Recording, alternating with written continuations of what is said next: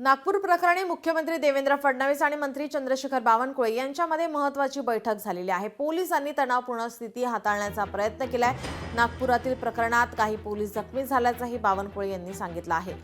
समाजकंटकांना सोडणार नाही असा इशाराही बावनकुळे यांनी दिलाय। तर मुख्यमंत्र्यांकडून आरोपींवर कडक कारवाईचे आदेश देण्यात आलेले आहेत। सागर बंगल्यावर रात्री ही बैठक पार पडली। नागपूर प्रकरण शांत कसा होईल आणि जे समाजकंटक आहेत त्यांच्यावर अंकुश कसा लावावा याबाबत स्थानिक अधिकाऱ्यांसोबत ही चर्चा झाली आहे। पोलिसांनी प्रचंड प्रयत्न करून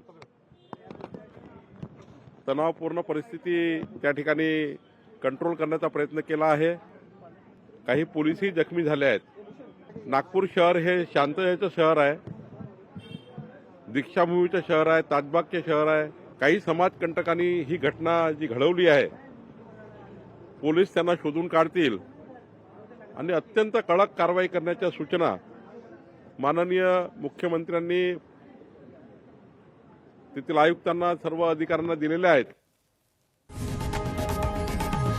लोकशाही मराठी ऐका, पहा, जागरूक रहा।